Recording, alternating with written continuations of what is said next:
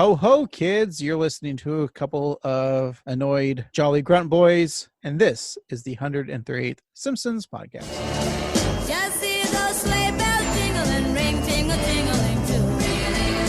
Come on, it's lovely weather for a sleigh ride together with you.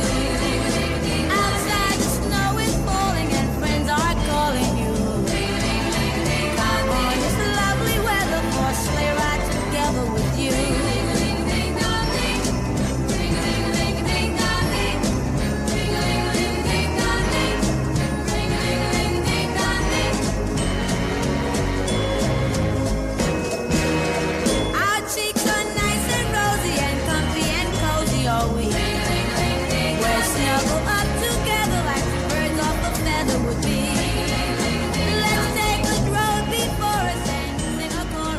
That's right, it's the Simpsons podcast that discusses The Simpsons from seasons 11 and beyond. Why 11 and beyond, you ask? Well, there's plenty of other Simpsons podcasts out there that discuss the golden ages. That's seasons 1 through 10. We're here to talk about the latter seasons, 11 and beyond, because everyone kind of forgets these years because they're not great or whatever. But you know what? We're here to prove you wrong, because they are great. That's right. Listen to our previous 98 episodes, and you'll find that we like most of them. That's right. We're on episode 99, the episode that you have to celebrate. It's a celebration of 99 episodes. I'm so excited because I'm half an annoyed grunt boy, Craig, and with me on this journey is... your other half annoyed grunt boy, Steve. Craig, it's 99 episodes. Can't believe we got to 99 episodes, and it's a Christmas episode. It's a Christmas miracle. It's worth celebrating. And we are celebrating because since it is 99 episodes, that's the biggest thing to celebrate, really, 99. Everyone is always shooting for that number 99. And we got to it. And Steve, I see some red balloons over there. And if I could count correctly, it might be...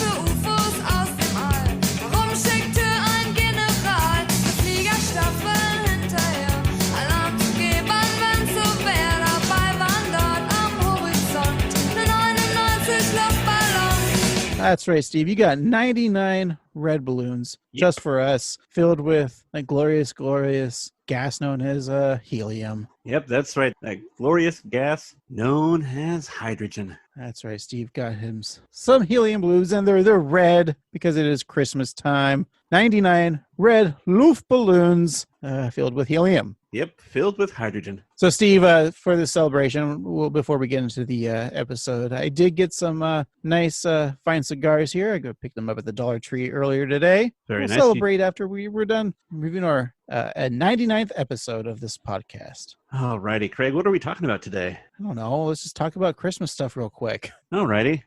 How about, oh, hey, I don't know if you saw there was a new Christmas episode actually of The Simpsons, which I'm surprised we didn't review that one, but sorry. Oops. We'll probably review it eventually. We're under contract too. Yeah. It was kind of a fun episode. It's weird this season 32 now has been kind of like, I think there's only been like 2 or 3 episodes that actually is like your typical episode.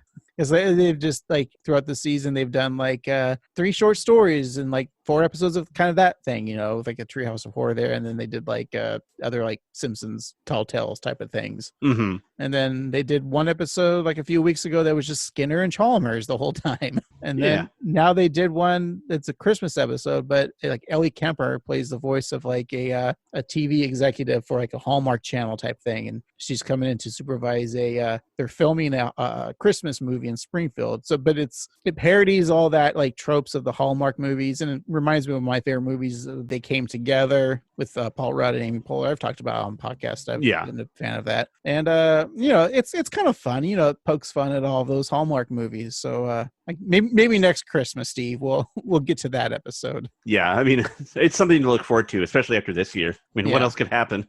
But we're in the Christmas spirit. We talked about it last week. This is going to be kind of like the sequel to our episode 77 Days of Future, which we found out was a sequel to this episode. episode that we're talking about Right. this week, which is what? Holidays of Future Past. It's the ninth episode of the 23rd season, and it originally aired on December 11th, 2011. Wow. So 11, 11, 11. Almost. Yeah. 12, 1, 1, 1, 1, 1. Yeah.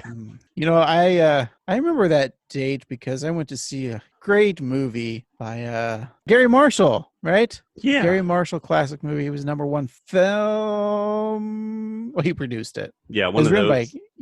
by New Year's Eve, Steve, with all of what, 300 people that are in those movies. Yeah. It's like a Marvel's Avengers of rom-com. Oh, we were just talking about rom-com movies. Yeah. Our cast, we got Halle Berry, Jessica Biel, John Bon Jovi, Abigail Breslin, Chris Ludacris Bridges, Ooh. Robert the Money, or Robert De Niro, Josh Duhamel, Zac Efron, Hector Elizondo, Katherine Heigl, Ashton Kutcher, Seth Meyers, Leah Michelle, Sarah Jessica Parker, Michelle Pfeiffer, Till Schweiger, Hilary Swank, Sofia Vergara. Wow. Wow.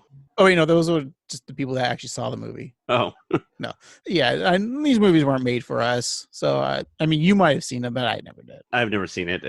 If I want to watch the event or all these actors in a movie, I'll watch Love Actually. Yeah, that to me, Kind of started this craze. yeah, and as flawed as it kind of is, because there's a lot of dumb parts in it, but it to me is the best example of those kind of epic rom-coms, which is a weird genre that exists. I think especially in these times, people need the saccharine, feely, lovey, feel good movies. There we go. That's what I'm trying to think. Yeah, it's comforting. It's like putting a sweater around your heart. It's weird. So, I open up my chest and put a sweater around it. Yep. I think I'll die. That's right. It's not funny to joke about death. Well, Steve, while we were watching New Year's Eve in December, Hmm. what were you bopping to? Well, the #1 song on the Billboard Hot 100 was "We Found Love." Speaking of love, by Rihanna featuring Calvin Harris. I take it there's probably not a Kids Bop version. I don't believe so. No. We found love in a hopeless place. We found love in a hopeless place. We found love in a hopeless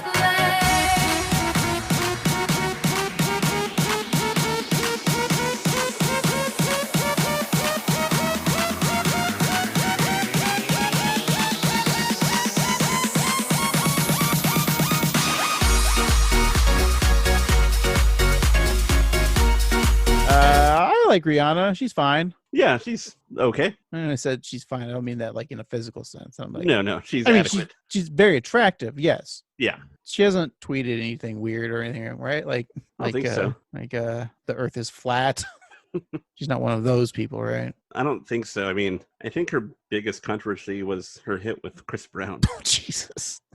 The fact that she performed with him after the domestic abuse, I Oh, think. boy. All right. See, what's the Holidays of Future Past about again? I forget. The Simpsons family flash forward 30 years and find themselves in a tech-savvy, futuristic Springfield. Bart and Lisa have children of their own. Wait. They had children together? Bart, Lisa have their own children individually Okay. and decide to spend their holidays as one big happy family at Homer and Marge's house. It's a weird way of putting it at home. Can they say at their old family home? I don't know. It's fine. Yeah, I know what you mean. All right, Steve. Let's get some more eggnog. Let's enjoy your 99 red balloons Mm. filled with helium. Yep, the finest hydrogen. We'll be right back. We found love in a hopeless place. We found love in a hopeless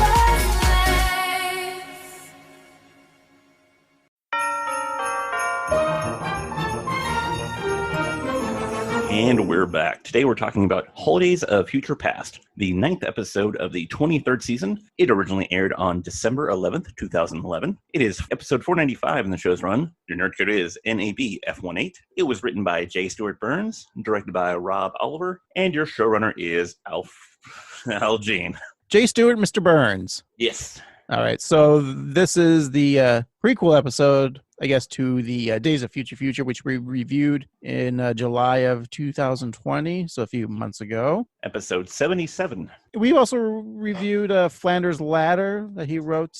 It was in 2018. It was a 29th season. Then followed by Treehouse of Horror 30. And I think that's it. Oh, Simpsons-Rama, which is the Futurama Simpsons crossover. And he's got a few more that we got to review. We from get Mr. to review. Yeah. Or What did I say?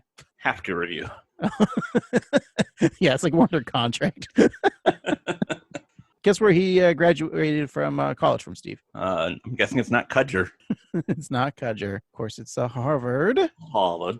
Yeah. And don't forget, he also worked on Unhappily Ever After. Was he the one who was yes. the voice of the dog? Or was that the other guy? Oh, I think it was the other guy. The other guy, which our name escapes. Yeah. All right, let's get on with this. The title is a reference to the Moody Blues album Days of Future Past, or the X-Men plotline Days of Future Past. Here's a weird trivia that we found, that this episode was actually supposed to be a series finale. Huh. Yeah, Fox was considering canceling the show due to cha-ching issues. That means money issues from advertising the show.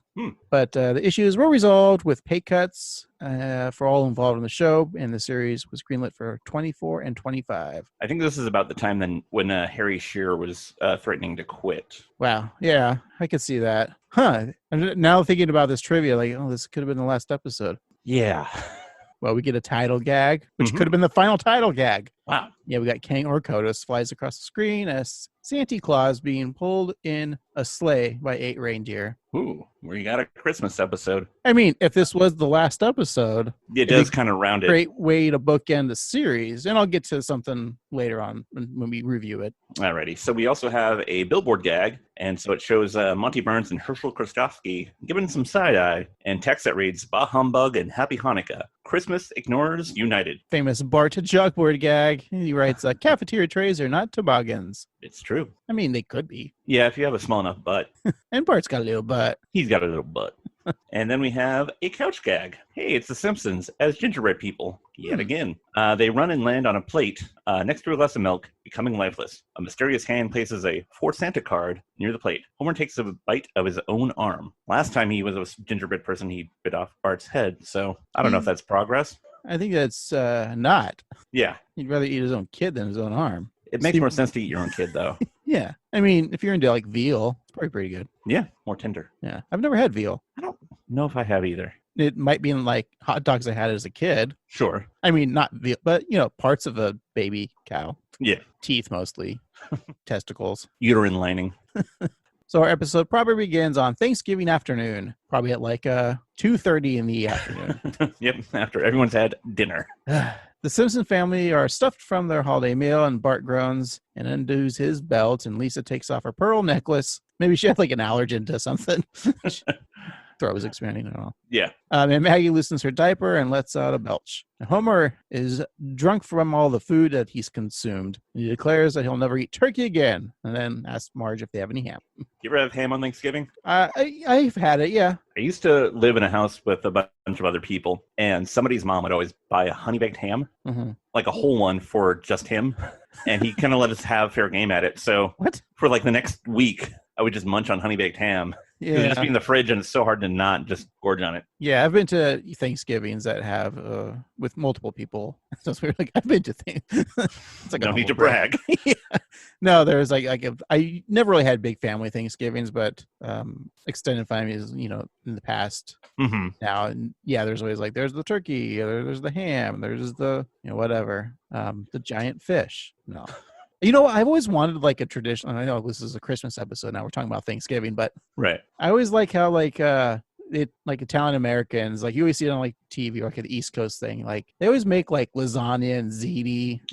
Yeah, I'm like, I think I want that for Thanksgiving rather than turkey. that sounds nice. Yeah, I love a baked ziti. a baked ziti is good. Mm. Well, Marge, in a cornucopia sweater, bangs a turkey leg on a plate and announces that Thanksgiving is officially over, which means it's the start of the Christmas season. She then takes off her sweater Nice. to reveal another sweater, this one showing the Yuletide spirit. It's time for Christmas card photos, much to the disappointment of the rest of the family. Grandpa, who has a beard from the mashed potatoes he passed out in, is given a red, non-MAGA hat. He's Santa, which means that he can never die. Yes, he can. I've seen the Tim Allen Santa Claus movies. Oh? Thanks, Tim. Cocaine. MAGA. Oh, looks like what is that from The Simpsons? I ran over Wilson. Back to jail for me.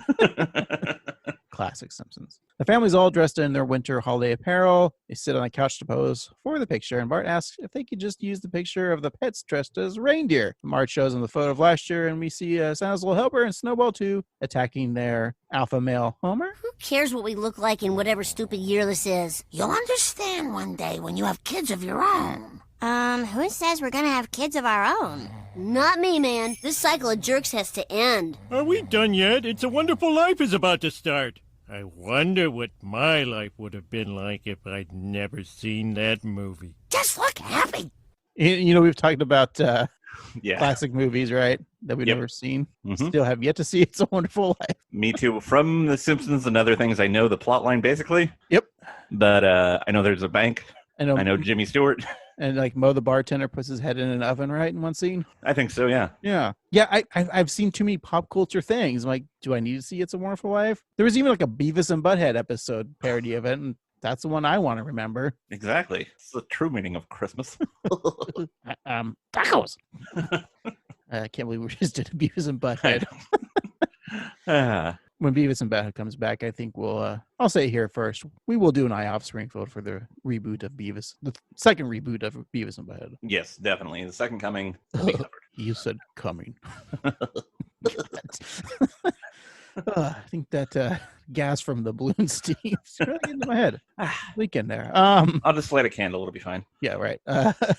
Marge sets the timer on the camera, grabs the family pets, and backflips onto the couch. We then see their lovely family photo with the message that says, "Merry Christmas from The Simpsons and a tranquil New Year from Lisa the Buddhist." It's a good thing we know that she's a Buddhist now. Yes, it's canonical. Yes. So here we go with the fun montage, Steve, of Yes. Christmas photos of the future with the children growing. So we get Bart going through like a preppy phase and Lisa going through a goth phase. Which is actually a callback to a previous episode that we have not yet reviewed where Lisa tries to change her image. Oh, is this another future one? No, it's just her, I think, just trying to be cooler. So she Like- turns goth. You know, whatever. Exactly. Oh, okay. We have Bart dressed as Guy Fawkes and Lisa dressed as some anime lady. I don't know anime.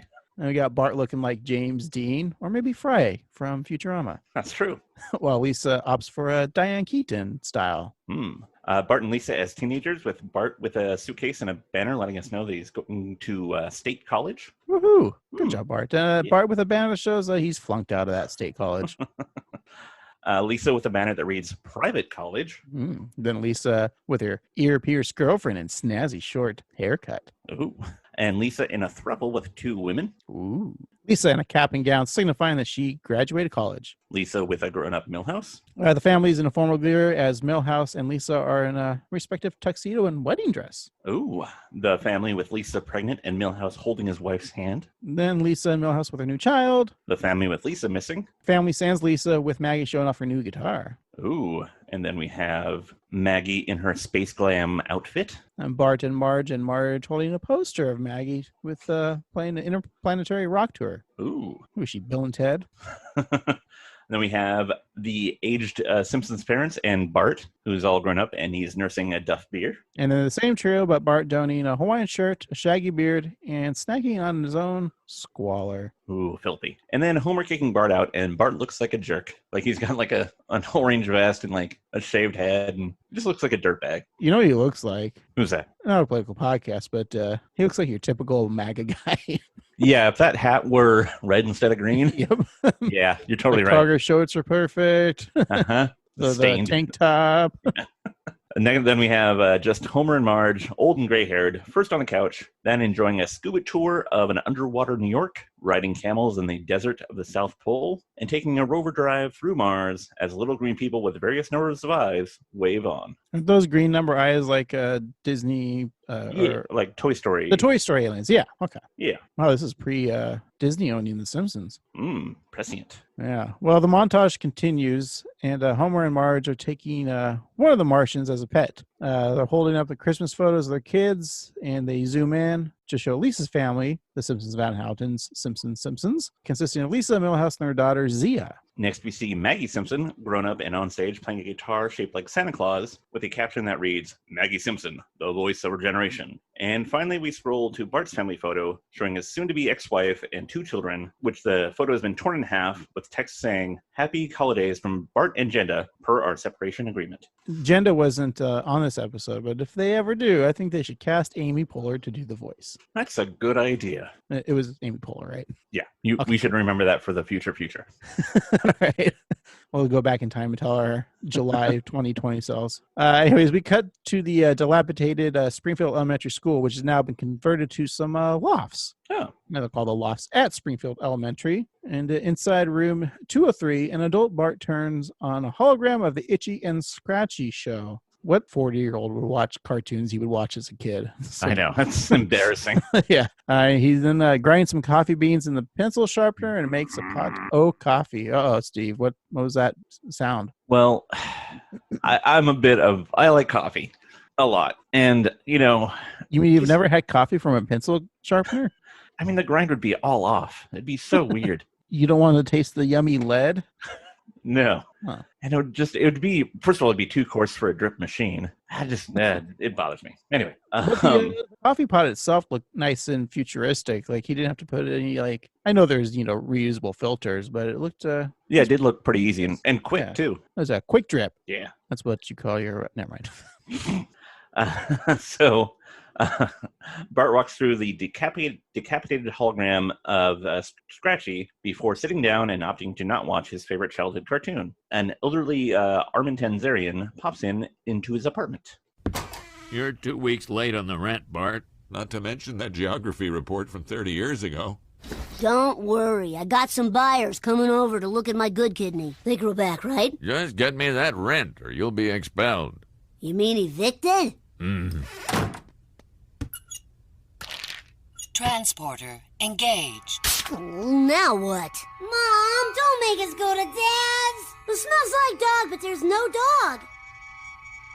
I can hear everything you say during crossfades. What are you doing here? Mom says you have to watch us over the holidays. She says you're our dad and you need to act like it. Christmas with you is gonna suck. You're wrong. This is gonna be your best Christmas ever. Really?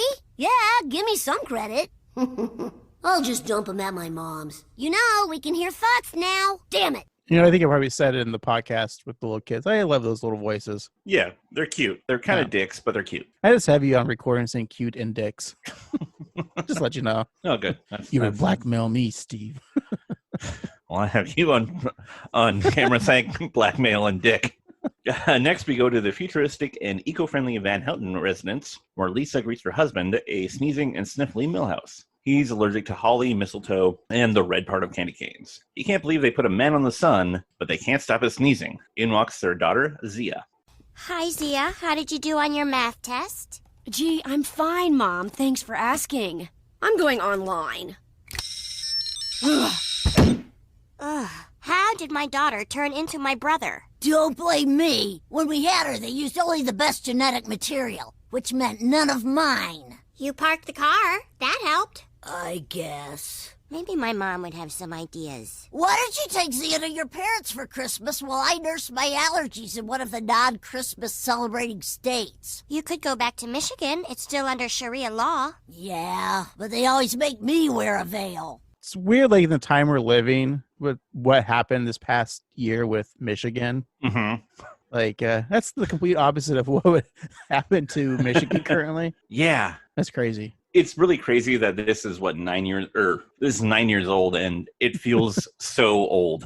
Yeah. Our world is completely different now. I guarantee you there's going to be there's going to be when, they always make that the Simpsons predicted it type of thing when a Space Force actually will land on the sun. Yeah. Hey, the Simpsons predicted it. We can't land on the sun, Steve. It's too hot. Yeah. You need SPF 1 billion. And some cool shades. And some cool kicks. Oh, yeah. Converse. This is weird. My brother was in the Navy, and one time I got to take a tour of his aircraft carrier, and we were on the top deck where the planes land, and it was a sunny day, and I was wearing Converse because that's the only thing I wore from like ages 6 to 20. I can't wear them anymore. I'm an old man. Yeah, they hurt. My feet. I know, me too. But I could feel the melting onto the aircraft carrier because it was so hot, and the black strip. Ugh, so yeah, that sucks. So not good for the sun. Wasn't your brother the rear admiral of the USS Numbnuts? Yes, close actually, Nimitz. But he was a rear admiral, right? Yes, he knew how to control his seamen. Did he swab the poop deck? We're adults, and I respect the Navy. Why would I? Yeah, of course. Yeah. Meanwhile, in Londinium, plants are walking in front of the St. Beetle's Cathedral. Big Ben's digital readout is countdown to liftoff, and police Daleks roam the streets. And inside, one of my favorite visual gags, the Benny Hilton, where one of those said Daleks is chasing a bikini-clad woman to the tune of Yakety Sax. We see a pregnant Maggie is being examined by a medbot as her bandmates look on. The robotic doctor tells the youngest Simpson that she shouldn't make a sound, as the recent research has shown that the umbilical cord is also a vocal cord. And this is bad news, as she is the lead singer of a band. Steve, we're not going to hear Lisa talk? I mean, Maggie talk? Yeah, I guess not. Wow. How did they come up with this? It's amazing how, every time she wants to talk, something always gets in the way. The medical machine then asks the band who the father is, and the three men look on at each other, unsure, as, they've all been with Maggie, biblically, which actually makes sense for this episode, which we'll get to. Yeah. And then one of the bandmates switches the medbot screen to show a football match, or soccer if you're American. Didn't it turn out to be Baby Gerald is the father? Perhaps. I mean, I know that I think they end up together. Oh. So maybe before she went on tour, they had a one-eyebrowed one-night stand. That's the name of my band. It's a good band name. Yeah. But back at the 742 Evergreen Terrace, Homer and Marge are in bed and reading hologram books. Marge is reading Love Among the Asteroids, while Homer has chosen a Hardy Borg's adventure. And the book mocks Homer for reading a children's story, so he puts it away and has a proposition to his wife. Oh, Marge, how would you like some future sex? Why do you say future? This is now. I meant a week from tomorrow. That's when the new penis gets here. I just got a message from Maggie in my brain. Ooh, a B-mail. She's coming home for Christmas. And Bart's bringing the boys. And Lisa's coming with Zia. For once, the whole family's going to be here for the holidays. Hey, I got a B-mail too. You have won a valuable prize. Open now. Don't open it, homie. It's a virus. Too late. There's some familiar jokes here. Because didn't they do the future thing before, the don't call it future because it's now? Yeah, I feel like... Hasn't other media done that before? Maybe that's what I'm thinking of. No, you're right. It might be The Simpsons. I mean, I don't know. It's J. Stewart Burns, so maybe it's like Futurama. Yeah, could be. Yeah. Well, anyway, our second act begins with Lisa arriving back at her childhood home. She sees Homer building a spaceship in a bottle, a hobby that he picked up after he quit drinking. The ship in the bottle then floats to the ceiling to be among the other ships that Homer has built. Homer's proud of them, but he'd smash them all for one lousy beer. I kind of do like that he quit drinking. It's an interesting subplot that I feel like that could have been an episode. Yeah, it's a fun choice. And I do like the idea that he's just building bottles and ships. I mean, ships and bottles. That's what I'm going to do. I'm going to start building bottles and ships. Did you ever have a toy ship in a bottle? Or I'll be honest with you, it seems like the exact thing that my dad would give me, but I would never put together. Because you're like, this was a Nintendo when I was your age. Yeah, and other things were other things too. I think they actually have Lego ships in bottles now. That would actually be fun. Yeah, probably a lot easier too. Yeah. I don't know how you build a ship in a bottle. I've never done it. Should we do a podcast? Should we build a ship in a bottle?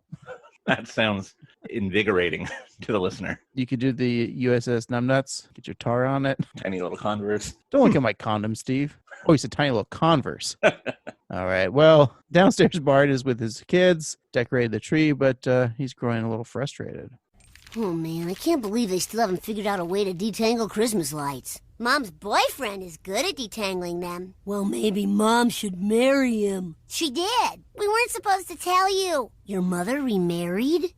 Ugh. Hey, Grandpa, are you going to build a snowman? No, I just like to dress up to eat my carrots and smoke. Dad, can you take the boys out for a while? I don't feel so good. Thanks for spending so much time with us, Dad. Who wants to go to the park and ride the merry-go-nowhere? I do. Oh, I can't believe she got married, and I have no one. It's so hard to find somebody new. Sure is. That's why after Homer accidentally killed Edna, I married Maud's ghost. There is no God, Nettie. It's just an empty, meaningless void. Isn't she pretty?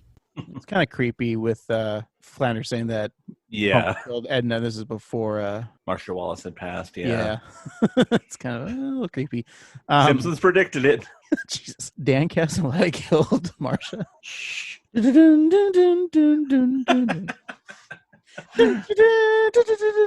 sorry. I did that in post. Homer quit drinking, but now he's smoking and eating carrots? What? I think that's He's going to worse. have bad lungs and good vision. And his skin will turn from yellow to orange. That's right. Carrots. Like that one episode of Scrubs. That's exactly what I was thinking. It was that moment. It reminded me of my favorite Fall Out Boy song. No, not that one. Wasn't that a joke from? Yeah. Yeah. I don't know if it was Fall Out Boy. It was something like that. I think it was Muse. Muse? Jason Muse? It was the, what's the How to Save a Life Tonight? That's, Right, yeah. Who sings that? Dun, dun, dun. How to say The Fray. That's right. Fray, yeah, that's right. The joke It's one was of those like 2000s one-word bands. But I remember the scene was, and that reminded me of my favorite Fray song. No, not that one. I would go back and watch this. I would do a Scrub rewatch. Yeah, I wonder how well it holds up. I almost was going to when Don Faisano and Zach Braff started doing the rewatch podcast. I'm like, I could go back because I think it's on Hulu or Netflix. One of those has it. Yeah. But I think at the time I was like, there's too many like rewatches on my plate right now. I'm like actual shows happening. Yeah, and I don't know why, but I find Zach Braff to be really unlikable. Well, it's weird because coming up, we got Zach Braff on the podcast. Boy. He's on line 2. All righty, I'll just hit cancel. And he's good. All righty. Go listen to the Shins, asshole. Well, I think it's the whole Zach Braff thing that we've heard about with him beating the shit out of some like 14-year-old kid, right? Right. He was on that TV show Punked. And wasn't it Don Faisano who punked him? I think it was, yeah. And like the kid like messed up his car or something. Yeah, and it was all a joke, but then he started like beating the shit out of him. Yeah, plus, I mean, it's more common now, but him like getting an Indiegogo or GoFundMe to make a movie seemed like a bad form just because he's rich. Yeah. I know it takes money to make a movie, but he's got that Garden State cash. Right. You can find producers. You can get Natalie Portman in a movie. You've made it. That's right. Steve, next up on the podcast, we got Natalie Portman. Oh, boy. I don't have much to say to her, but you can talk to her if you want. Yeah, she just does her thing. Okay. I'm looking forward to her in Thor, Love, and Thunder. Yeah. She gets to finally hold Chris Hemsworth's big hammer. Ooh. Mjolnir, not his penis. Right. Which is called Meow Meow. Meow Meow? Oh, you never saw the Thor movies, have you? Okay. Nope. I know what the big thing is, though. Chris Hemsworth's penis. Yeah, that's the big thing. Yeah. Where are we at? The Simpsons? Yeah, we're actually at the Heathrow teleport station. Oh, okay. And Maggie is told that due to her pregnancy, she can't use the teleporters, and that her only choice is air travel. Ooh. We cut to a Mad Max-style sky pirates that are landing a beat-up jetliner with a rope and a net. Annette from the Mickey Mouse Club, Mickey yeah. Mouse Club? Okay, cool. She's a air traffic controller now. Maggie gets in line to board as the flight attendant announces that those that are seated in an exit row will have to hold the door shut during the duration of the flight. Remember when Annette was on Full House and Danny Tanner had a crush on her? Yeah. And now who's dead? Probably Annette Funicello. She's very old. Yeah, she's dead. Yeah. Steve, Danny Tanner might canonically be dead. I don't know. I haven't finished Fuller House yet, so who knows? Yeah. I'm pretty sure Aunt Becky died. From college scandal. Right, exactly. Yeah. Do you feel bad that you can't watch new Christmas movies with her this year on Hallmark?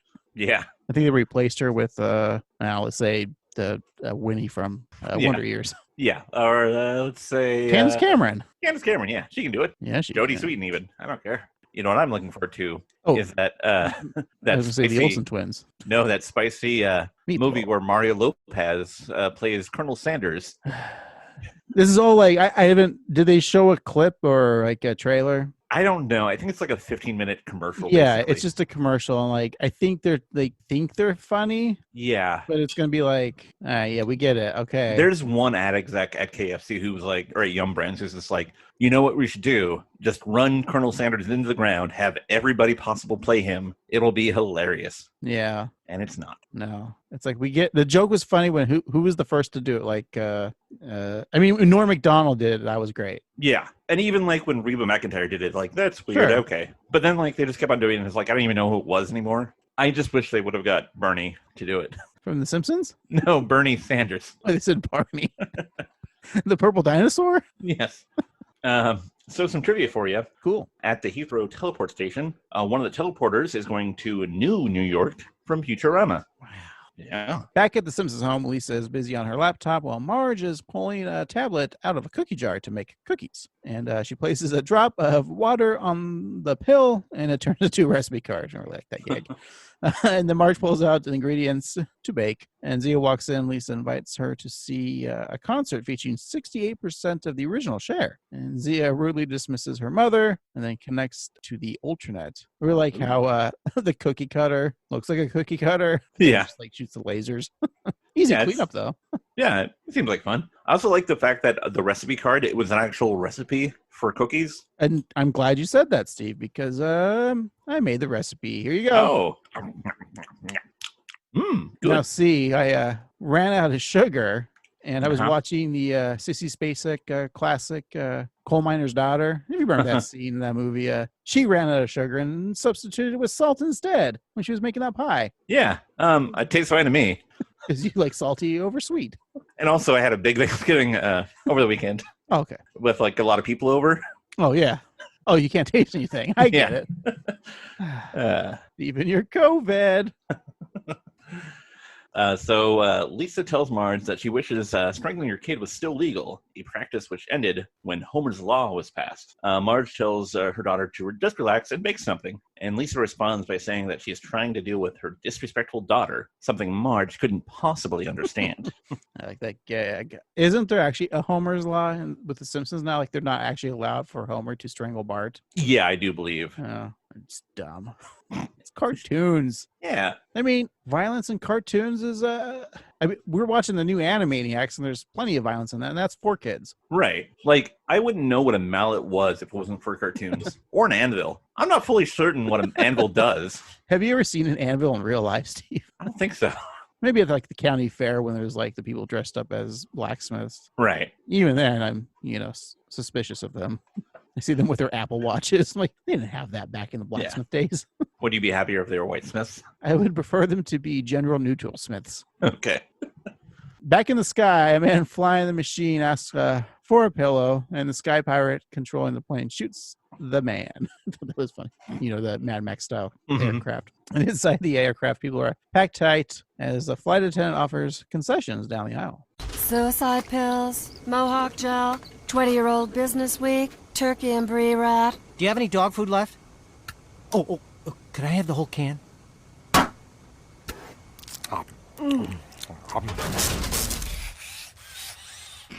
Now, is the joke that the turkey and brie wrap is gross compared to the dog food? I think so, because it is like one of those things that are on airplanes often. There's like weird, sad sandwiches.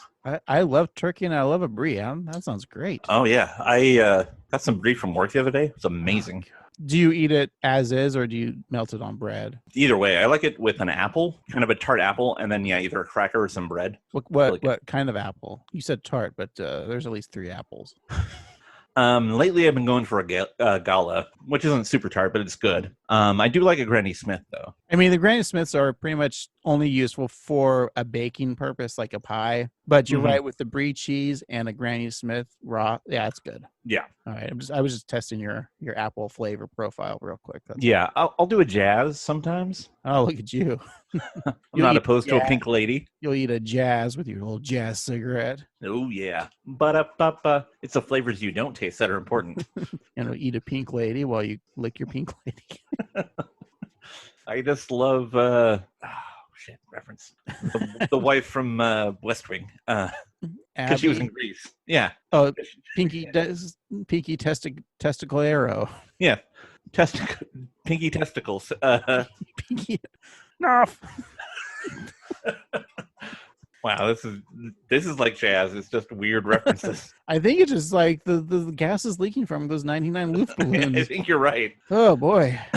Let's go back to The Simpsons. Yeah, so for you nerds out there, the Business Week had the headline, Cannibalism, the New Gold, and it shows a man boiling in a pot. Okay. Yeah. So Maggie looks on as the man gorges on Alpo. And back at home, Lisa tells her father about the family tension she's experiencing. She says that her daughter thinks that she's a ruthless tyrant like Hitler or bloody Prince Harry, who brought back beheading and is not a prince anymore.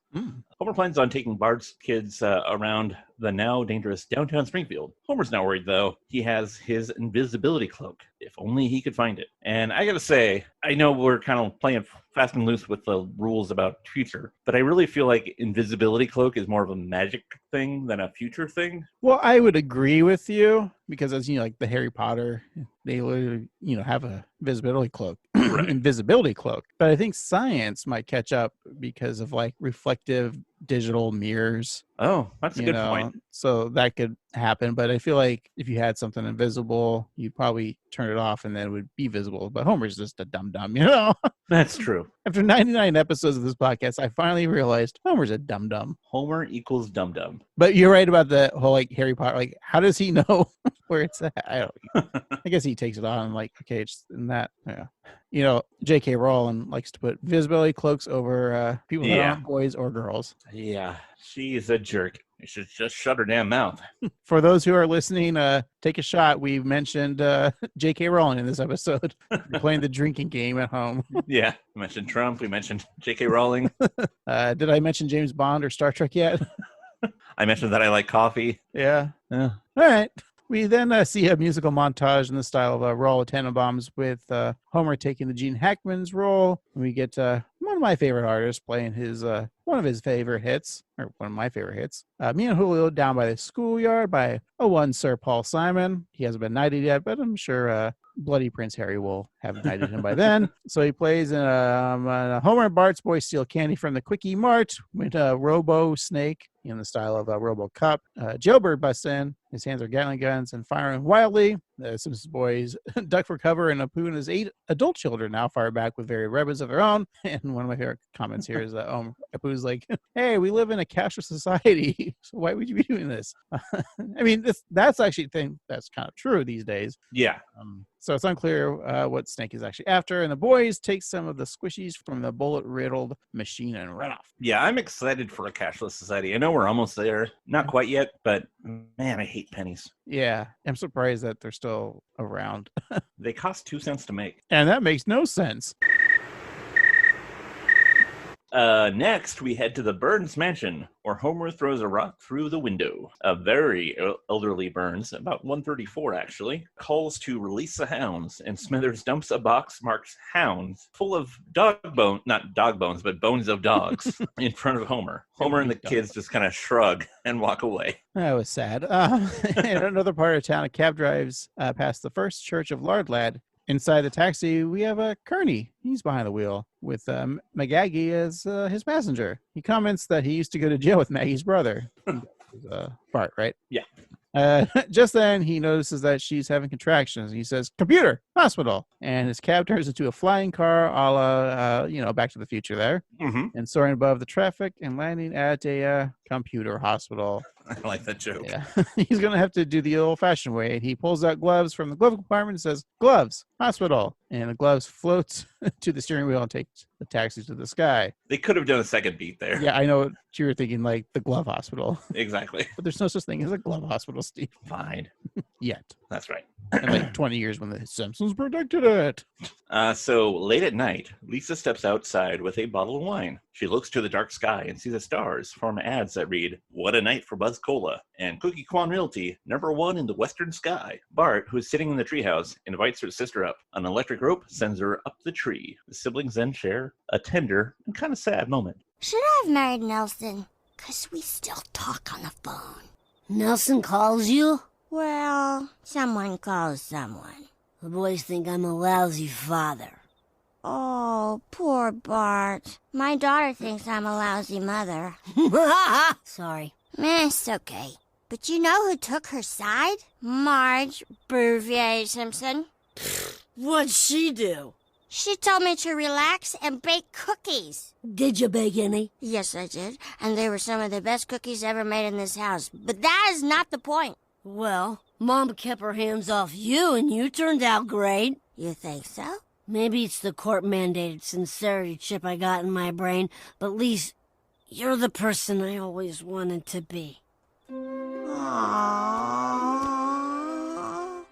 All right, I gotta say, hands down, that's probably one of my favorite scenes of this episode. That's the scene of the episode, yeah. For one, it's I mentioned it before in episode 77. It's really sad and sweet and like a play. Like, it's a true, like, emotional moment, and I like that. But also, they're drunk, and it's funny. And I gotta say, Miss Smith there, I think she does a better drunk than Miss Better than Nancy? Cartwright. Yeah, I think you might be right. It's one of the hardest things as an actor is to act drunk. Yeah, because it's so easy to do it too much. Right. But she's using her own voice, whereas like Nancy's doing a voice, she's trying to do Bart drunk, and that's kind of hard, I bet. Yeah, because you're doing multiple layers, because you're being an 8-year-old boy as an adult being drunk. But it's weird about this episode. Like, all the kids as adults don't have adult voice. They still have their 8-year-old or their kid self voices. Right, yeah. I don't know if we brought that up in the episode 77, but yeah. But I'm not saying anything negative. I'm just saying that, like, both are great. Like, that scene is just, you mentioned in the trivia, or did I mention? I don't remember who mentioned it, but this could have been the last episode. And just that scene alone right there, yeah, could have been like so poignant if this was the last episode. But we'll talk more about that later. Yeah, I mean, we mentioned a lot about emotional depth, and I think that this scene right here is like one of the most deep episodes emotionally that we've had in all of our shows so far. Just with Bart saying that, like, you're always the one I've always looked up to. Mm-hmm. If this was the last episode, like, all those years of just Bart giving shit to his sister because he's the older one, and it comes down to, like, you say truthful things when you're drunk. So yeah, also them just being drunk is just so great. Yeah, it's fun. We'll continue with our review later. Yeah. Bart and Lisa look into the window where Homer is building a Lego set. Hey, Legos, we just had those. Yeah. Where with Bart's kids, he shrinks the boys down to the size of the spacecraft that they just built. And then they fly around the room, crash, and the blocks go flying everywhere. And the children return to their normal size. Homer and his grandchildren laugh lovingly. And so seeing this, Bart is motivated to reconnect with his kids, while Lisa wants to apologize to Marge Bouvier Simpson. Drunk Lisa isn't sure how to get down, so Bart knocks on the treehouse, and the tree comes to life, saying that their consciences were secret for thousands of years, until one pine tree opened up his sappy mouth. And after Bart and Lisa are brought to the ground, Bart tells the ant to get back to its position, which it does, going back to a lifeless form. So there's some more fantasy elements in this episode, right? Yeah, because cloak, and now we have a Lord of the Rings reference. Yeah. There you go. Future of the past. Of the fantasy. So Lisa goes into the bedroom of Homer and Marge, where the couple are sound asleep. She tells Marge that she's the best, and then jumps into bed with her. Bart, meanwhile, is trying to relate with his children, and by showing them his favorite show, Krusty the Clown. Unfortunately, in his old age, Krusty is less cartoony and more Andy Rooney. And at the Springfield Hospital, next to the Montgomery Burns Institute for Soul Extraction, Maggie is in labor, and Kearney is there to help. I think Steve wanted me to do like a round of applause for his lame joke of cartoony and Rooney. Yeah, Andy Rooney. No one knows who Andy Rooney is listening to this. I know. But the thing is, people used to remember Andy Rooney. Hey guys, want to watch Krusty? Who's Krusty? Only the funniest man in the world. I've never let go of my fax machine. Don't ask me why. I like the sound of a fax coming through, especially if it's a nice deli menu. I miss eating. A star in the east. Let me see. We do have a little room in the mangier wing. They're kind of doing a baby Jesus thing. With Maggie, yeah. Right, and I get it. You don't know who the father is, and, all the references, but I feel like it's a little too much. Like another podcast might say it's Unga Pachka. There's already a lot going on because you're in the future, and you have 3 basically separate plot lines of all the children and Homer and Marge. And so to add like some Jesus allegory, I feel like it's a little much. It's a hat on a hat. Just my opinion. Yeah. Jesus, is that you? It is Christmas. It's my birthday. That's right. It's your birthday. Happy birthday. Thank you. I bought you a carpentry set. Plenty of nails. Yeah, no, I get it. Because the end, it's like, oh, I get the joke. You're right. Do they need to do the manger bit at the end? You're right. Okay. Yeah, I mean, Grandpa makes a joke at the end, but I don't know. Yeah. All right. Well, let's get back to the Simpsons house, Steve. Okay. Okay. So Lisa is taking a tip from Marge and letting Zia's online habit slide. So Bart is upset that Homer is such a cool grandfather, even though he was such a lousy father. And Marge explains that people learn from their mistakes. I haven't, but and that Homer made so many mistakes. Patty and Selma arrive to help decorate, each with a love bot. Ooh. Patty's got a little sexy lady there, and Selma with Judd Law looking AI. But even a robot built to love Selma cannot love her. So the bots leave to hook up with each other. Ooh. Robosexuals. Yeah, plug in that. Back at the hospital, Dr. Hibbert, sporting a very cool Geordie LaForge visor, is helping Maggie deliver her child. Rather than epidural, though, they found something far more effective. Why, it's a pacifier. It all comes full circle. So Marge visits Apu and Manjula and their octuplets. As we see the sea of children, Marge receives a email saying that Maggie has gone into labor. And Apu sarcastically comments how special another grandchild is. And Marge leaves. She shuts the door gently, but not too gently enough. So the Nahasapita Pedalon grandchildren all start to cry. And Apu looks to a bull or a cow there. Yeah, it's a bull. And that happens to be in the room. He says, "Oh, Sanjay, how I wish runaway jerky wagon killed me instead of you." And the bull below in subtitle says, "I keep telling you, I'm not Sanjay. I'm the mongoose that died 600 years ago." Well, that's kind of a funny line. Or funny. Yeah.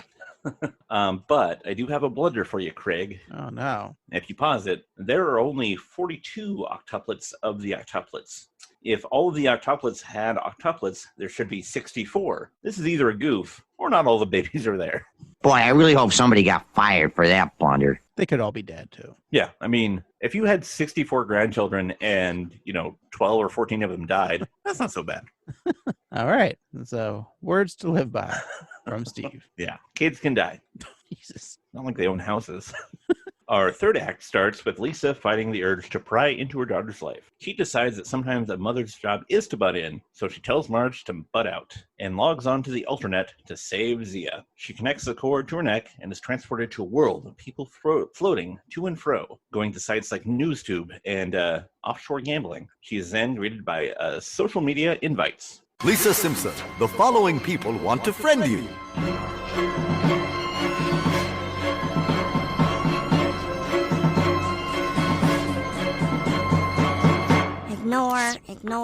Ignore. Ooh, Martin Prince is now Marcia Princess? No, I've got to find Zia. Hey, Lise, is your marriage still dead and unfulfilled? Not a good time.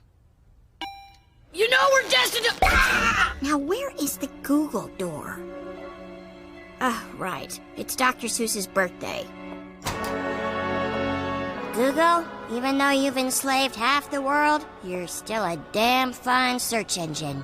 There's a lot of people that wanted to be friends with him, and I was watching and I was like, Steve likes to pause and write all these things down. I can't wait to see this. And did you let us down? I didn't write it down, but I do have it somewhere, I think. But I do see Sherry O'Terry. It's fine. There's Dewey Largo. There's a lot of them. But Craig, you've had a long-running theory about Nelson and Martin.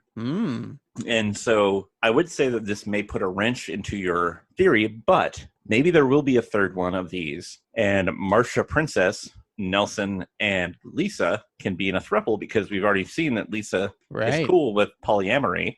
Also, and, Marcia Princess sounds like a stripper's name. It really does. Yeah, maybe you're right.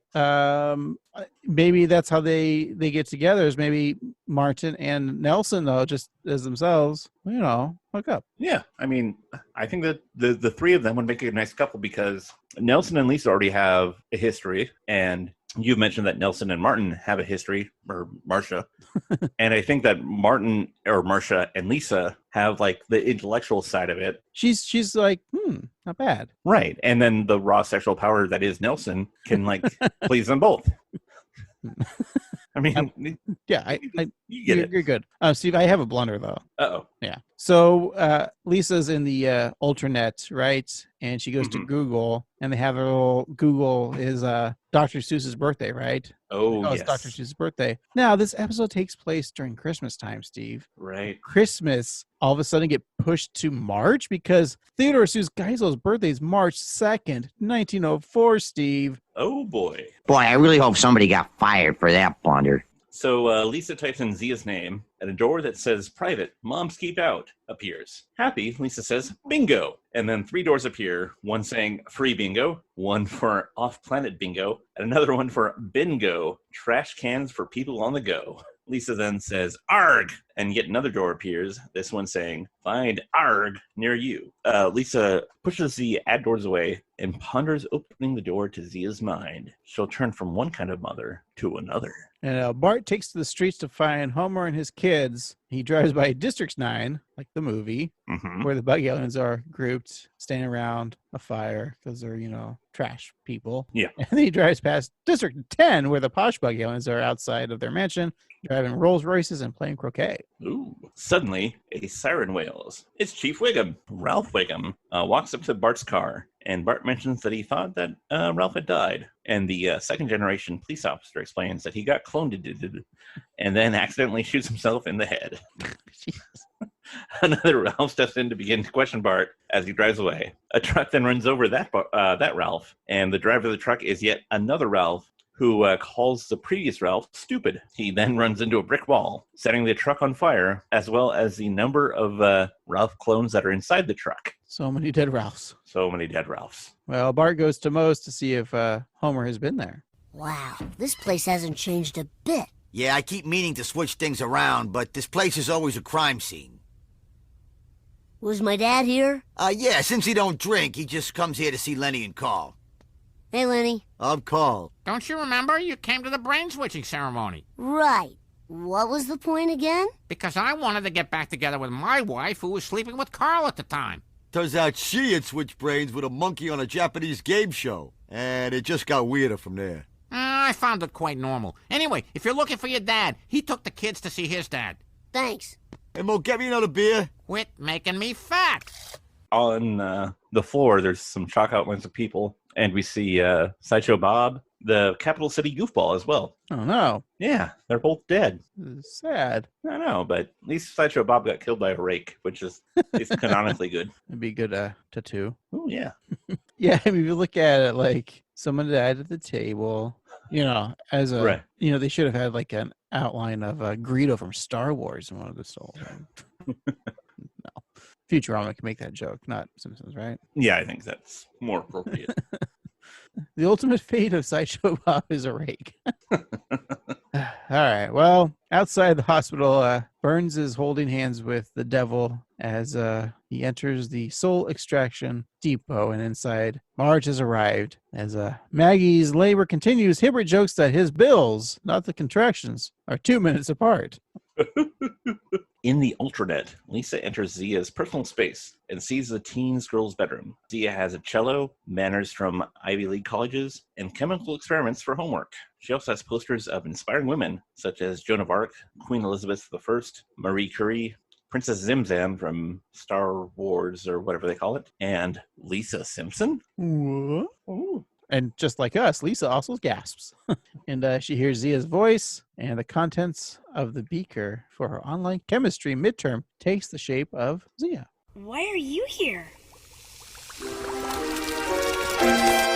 I was worried. I thought I would find... What, me flashing my boobs on unripemelons.com? What? No. It doesn't matter what I thought. I'm sorry I spied on you. But what I found is, my daughter looks up to me. Well, of course I do. I look up to both my parents. Could somebody FedEx me a prayer mat? And quick! But I especially look up to you. Mm-hmm. So, in case you're curious, Unripe Melons is not a website. Glad someone looked it up. You mean the Simpsons didn't predict it? That is a website that I don't think people should go to. Okay. It just sounds really bad. Yeah, that's very pedophilia, Steve. Yeah, exactly. So Lisa and Zia... I put there's a share hug. subreddit, though. There probably is. Why don't you look real quick? You're good. So Lisa and Zia share a hug as Zia quietly shuts the door to the nearby dance club full of booze and dancing folks that she was at. And meanwhile, Homer takes Bart and the boys to a stone slab that appears to be a tombstone. He tells his grandchildren that this is where his father is. Oh, Abe's dead. Oh. But we change for the perspective, and we see that the tombstone is actually a marker for the cryogenic facility and stairs that lead down to an underground storage. Below, we see several Springfield residents, including Agnes Skinner, Gil, Super Nintendo Chalmers, Crazy Cat Lady, and they're all cryogenically frozen. And Homer, he goes to his daddy. He froze himself because he was sick and there was no cure. Are they working on one? Oh, they found it, but don't tell him. This is way cheaper than a nursing home. Hi! What the heck you Dad? These are your great-grandsons. I don't see what's great about them. And Homer, you're still a big disappointment because see you next Christmas. Why did you bring us here, Homer? To prove a point. Everyone thinks their dad's a jerk. And everyone's right. But when you get older, you realize how much you love him. Your dad may be a little immature, but I know he loves you, so you ought to give him a chance. Oh, boys, I've acted like a 10-year-old for the last 30 years, and I swear to you, I will grow up and act like a 20-year-old, the way a divorced 40-year-old should. You're gonna have to do better than that. Boys, I'm a deadbeat dad. I live in a school. It's Christmas. The only thing worth anything in my life is you. Oh, Dad! You've taught us the meaning of Christmas, which schools are forbidden to tell us anymore. I like the meta joke of Bart saying, like, I've been acting like a 10-year-old for 30 years now. Yeah. I thought that was great. Also, I remember when we were recording the episode of Days of Future, and I said, why does Grandpa Simpson look like he hasn't aged? And I don't think they ever explained it, but in this episode they do because he's been cryogenically frozen. That's all. That's a good point, though. I think my questions have been asked on this podcast. I'm done. Okay. So Homer figures if those kids can forgive their father, maybe he can forgive his. But when he unfreezes Abe, the old coot calls Homer a coward for quitting drinking. It's the one thing that Homer was good at. And after several freezes and unfreezes, the two realize that they love each other and they share a hug. Back at 742 Evergreen Terrace, the family's together and they're sharing some holiday activities. Maggie has brought home her new child. It's a little girl that looks just like her mother. Grandpa Abe asks who the father is, but before Maggie can respond, he interrupts and says, there's only one day a year to give an unwed mother a break, and it's Christmas. You don't need to be married. It doesn't matter. Yeah. He's got old-timey, thoughts. Yeah, It's fine. You're right. So the family then gathers around so the pets can take their picture. Santa's little helper and Snowball too, as humanoids with giant brains, walk on 2 feet, ready with a camera. Bart comments how it's odd that they evolved, but the humans didn't. Ain't that the truth? Mm-hmm. We then see a family photo with a caption that reads, Happy Holiday, Peace on Earth, and a morphistic Quiznox to our allies on Rigel 7, The Simpsons. And that's the episode. Wow. Could be the final. It could have been the final episode of The Simpsons, Steve. Huh. Well, let's take some time off, but not too much time, maybe like 20 seconds off, and then come back and discuss the rest of this at your fun Christmas party. That sounds great. We'll have a little nog, talk some Simps. Be a good time. We'll be right back.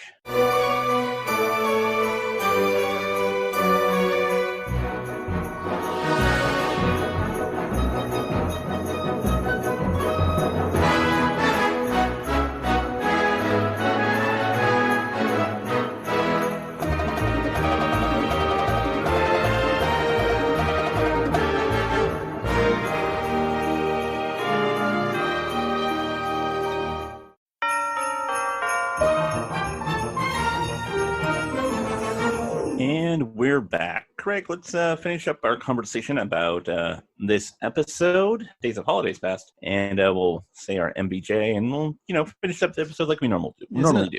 Isn't it Holidays of Future Past? Sure. Yeah, that's what it's called. Steve, those balloons. I feel like that helium is leaking there. Yeah. Okay. Yeah, that hydrogen, man, I tell you.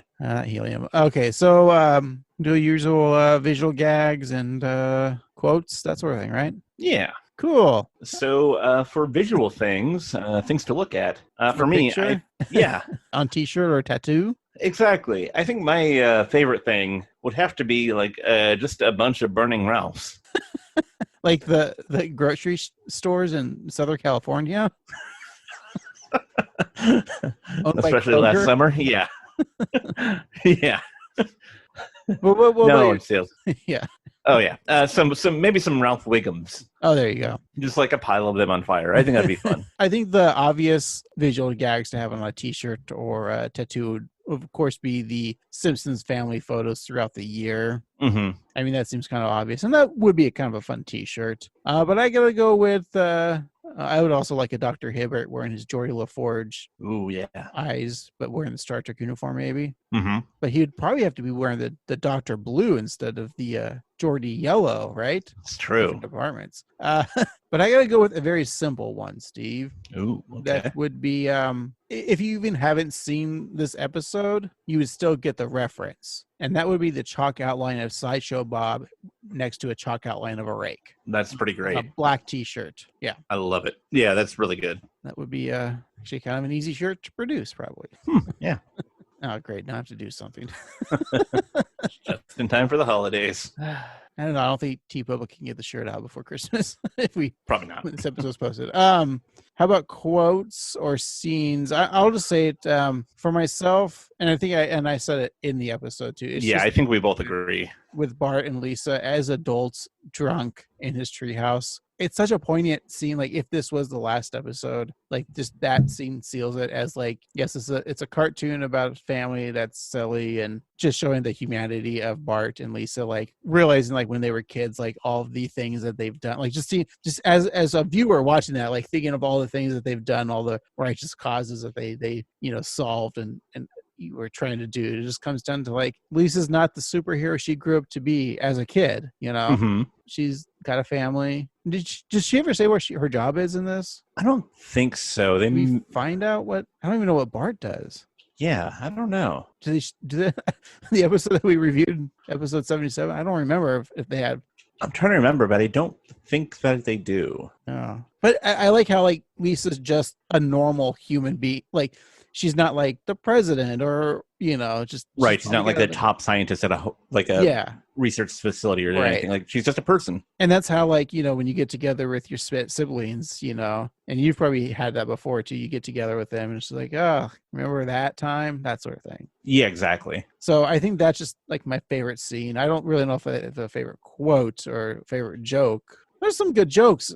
Yeah, I love the Christmas cookie recipe, which I think I might have to actually make that. Yeah, you should. Bart and the transporter and the school. It's all great, but just that whole scene. I completely agree. I think that, it's kind of weird because this is an atypical Simpsons episode. Like the tone is a little different and it may not feel like a normal episode, but that episode or that scene would work really well in like an adult dramedy.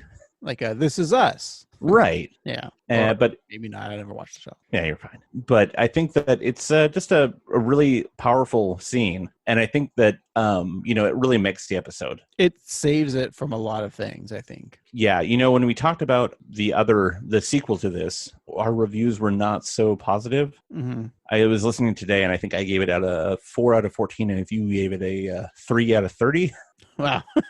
And this one, though not perfect, I think I would give it a higher score. And well, I'll just get into it. The jokes, I feel like I don't want to just compare it to the sequel to it, but I feel like the jokes were a bit stronger and just tonally it was better than the sequel. And it's a weird episode, like I mentioned, and I don't know that it's perfect, but I think that scene and just the emotional connection between Bart and Lisa really makes it happen because, a lot of the people in it are kind of jerky, but I think that just trying to figure out their family and their family struggles really sells the episode for me. And, if it was the last episode, I think I'd be okay with it. But I'm glad it's not. So yeah.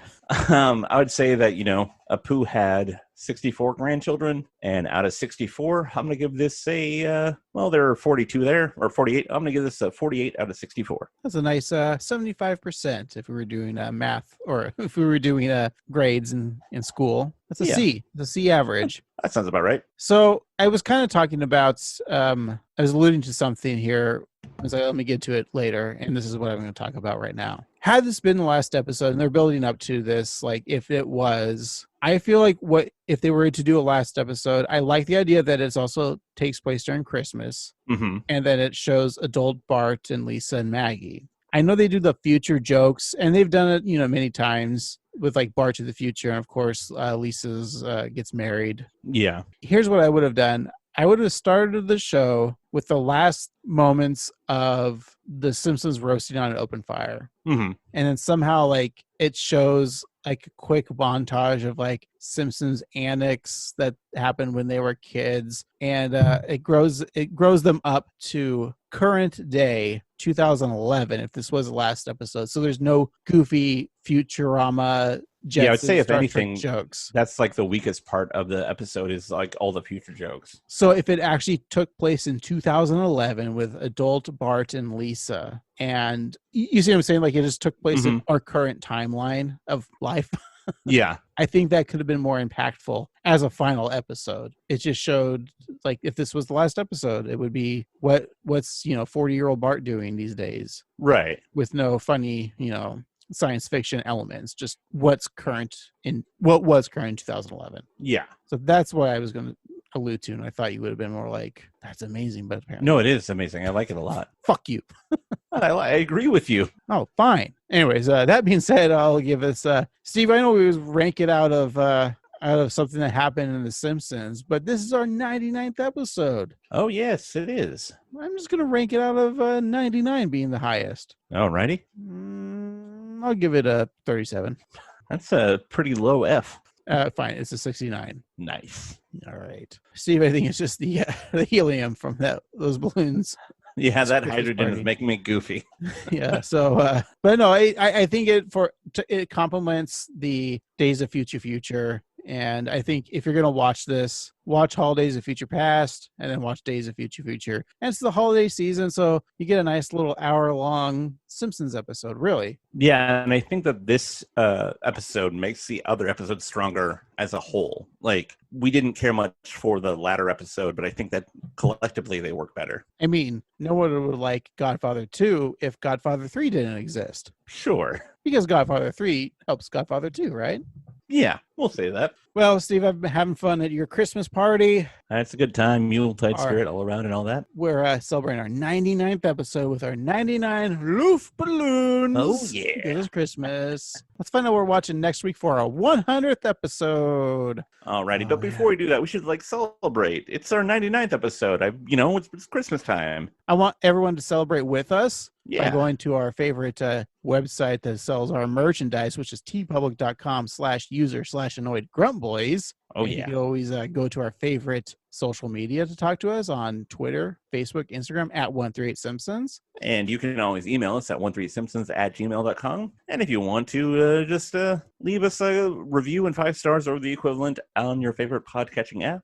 And you don't have to write a real review. You can just write, your favorite futuristic thing ever. But Sorry. before we do that, let's light these cigars with, for some reason, Steve has his leaking helium balloons here. Yep, leaking And, hydrogen balloons. Why do you keep, Steve, what did you fill these up with? Hydrogen, Craig. That's But what you're supposed balloons... to, what? Oh, sorry, I got a cigar in my mouth.